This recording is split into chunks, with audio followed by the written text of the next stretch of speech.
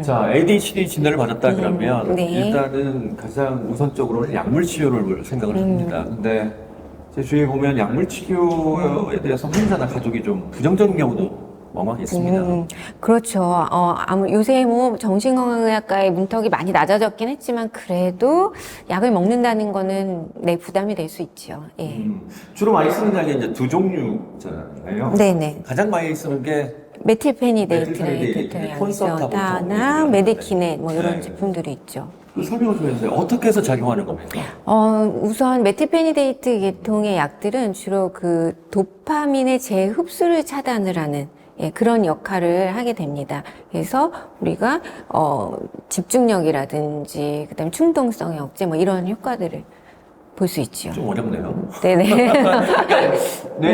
전두엽의 기능을 조금 더 원활하게 해주는 건가요? 그렇죠. 신경 전달 물질이 여러 가지가 있는데 그중에 이제 도파민이 ADHD와 굉장히 연관이 많다고 알려져 있고요. 그래서 쉽게 얘기하면은 우리 신경세포 안으로 도파민이 흡수되는 것을 차단을 해줘서 이런 도파민의 그런 기능이 더 올라갈 수 있게 도와준다 이렇게 생각하시면 좋을 것 같습니다. 그 약의 작용 시간이 꽤 중요하잖아요. 네네. 뭐 그것도 설명을 좀 해주세요. 메디키넷 같은 경우에는 조금 작용 시간이 짧아가지고 뭐 6시간에서 8시간 정도 볼 수 있고요. 콘서타 같은 경우는 조금 더 길어서 뭐 10시간에서 12시간 정도 그렇게 작용을 합니다. 만약 직장인이라면 보통은 뭐 밤에는 이제 또 못 자니까. 네네네. 그래서 보통 어떤 약을 처방하세요?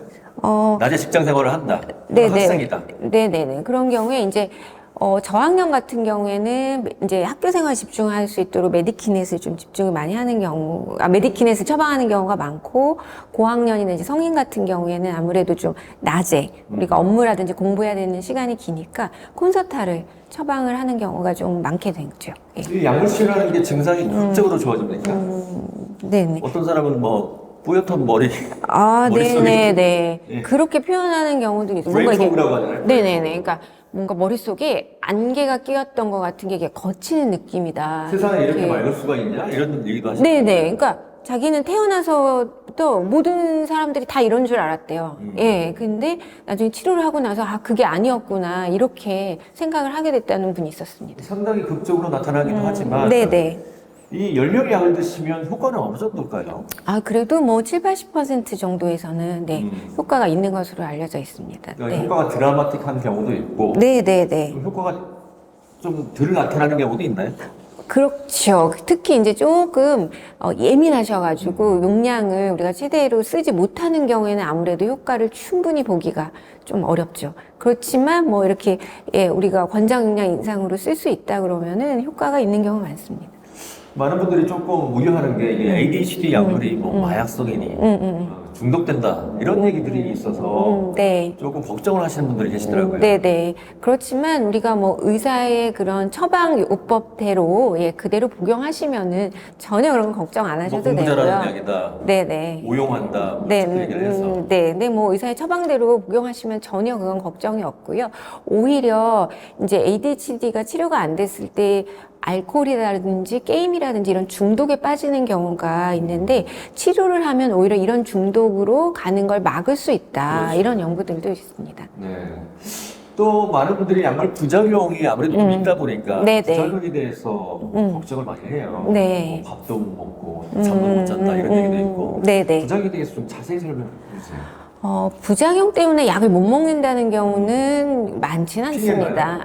뭐, 걱정은 해요, 예, 부작용. 걱정은 있었죠. 왜냐면 부작용이 없는 건 아니니까요. 근데, 제일 이제 흔한 것 중에 하나가 좀 식욕이 떨어지고요. 그렇죠. 그다음에 잠이 좀 안 오는 경우가 있을 수 있습니다. 그리고 소화가 좀 안 된다든지, 뭐 두통, 그 다음에 좀 심박수가 빨라지거나 이제 혈압이 올라가는 경우가 있을 수 있는데요. 그렇지만, 그 대부분의 부작용은 우리 주치 선생님하고 상의하면서 용량을 조절한다든지 뭐 복용법을 조정을 한다든지 이러면서 얼마든지 해결할 수 있습니다. 얼마든지 해결할 수 있는데 어떤 분은 약을 드리니까 이제 두통이 좀 생길 수 있잖아요. 네네네네. 이게 이제 좀 약을 또 먹게 되면 두통이 사라질 수도 있는데 아니면 진통제랑 같이 드시는 경우도 있고요. 네네. 근데 그 핑계로 또 약을 안 드시고 그리고, 핑계라고 할 수 있습니다. 두통이 또 있을 수도 네, 있는데, 있을 수 있죠. 대부분의 부작용 중에는 이렇게 초기에 있다가 복용을 꾸준히 하면 또 없어지는 경우도 굉장히 많기 때문에요. 예, 너무 걱정 안 하셔도 됩니다. 이 약물 복용 시간을 또 조절할 수도 있잖아요. 네네네. 주로 이제 아침에 먹는 건데. 네네. 그렇지만 메틸페니데이트나 콘서타 같은 경우에는 작용 시간이 좀 이렇게 짧고 또 불면이 있을 수 있기 때문에 되게 아침에 복용을 한 10시간 정도 되니까. 네네네. 네. 그러면 불면증이나 이런 것도 좀 줄일 수 있고 어떤 분은 이제 약효가 떨어지는 순간 네. 그렇게 식욕이 올라온대요. 그런 경우 있습니다. 그래서 네. 오히려 살이 계속 좀 찌더라고요. 네, 오히려 네, 입맛이 떨어지는 약이긴 한데 네네네. 약효가 떨어지는 순간 확 올라와서 밤에 많이 먹게 돼서 네네네. 그런 것도 어떻게 해야 되나? 그래서 뭐 저녁에 약간 짧게 가는 약을 좀 추가를 하는 경우도 있고 조금 이따 말씀드릴 다른 계열의 약물로 변경을 하는 경우도 있습니다.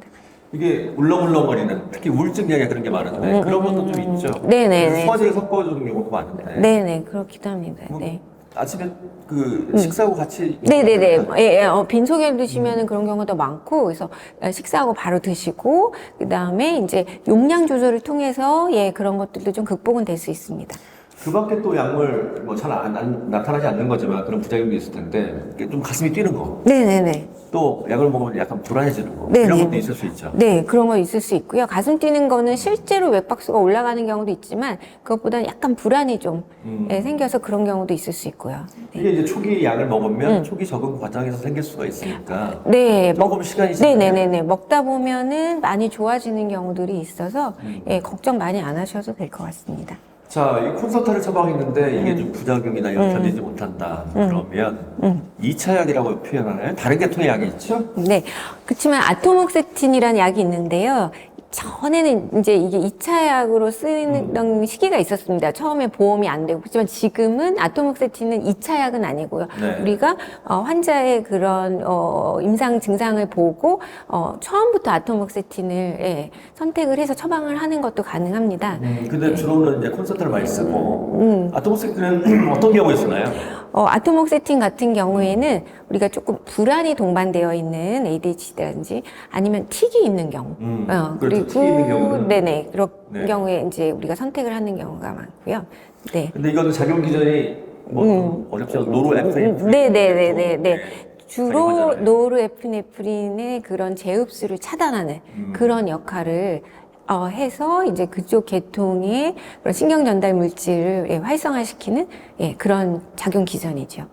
그러면 이것도 불면증이나 그런 부작용이 있을 수가 있나요? 훨씬 적습니다. 그렇죠. 오히려 아토목세틴 같은 경우에 조금 피곤하다, 졸립다, 요런, 호소를 하시는 경우가 있고요. 아토목세틴은 또 좋은 게, 불면이 별로 없기 때문에 아침, 저녁으로 나눠서 복용을 하거나, 저녁 식후에 복용을 하거나 이럴 수도 있습니다.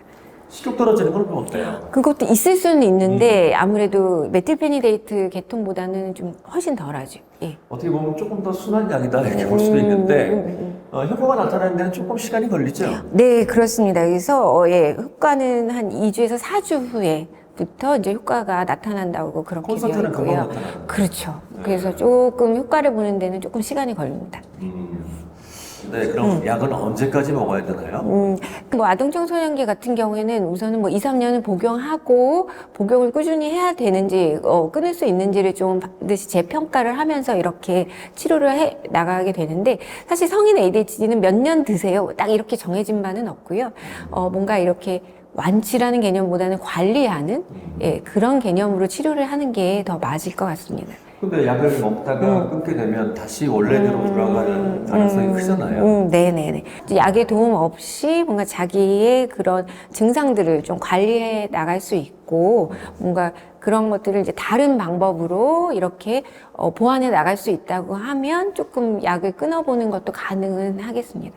이 ADHD 약도 그냥 금단 증상이 없나요? 확 끊어도? 아니면 테이퍼링이라고 해서 조금씩 줄여서 네네네. 갑자기 끊으면 있을 수 있기 때문에 서서히 끊는 거를 권유를 드리죠. 네. 네. 주위에 보면 이제 한 1년 드시다가 용량을 줄이는 분들도 계시고요. 네네네. 저 약 없이 한번 지내보겠습니다 네. 하시는 분도 계시고 네네. 다시 오시는 분도 계시고 네네네. 네. 그렇죠.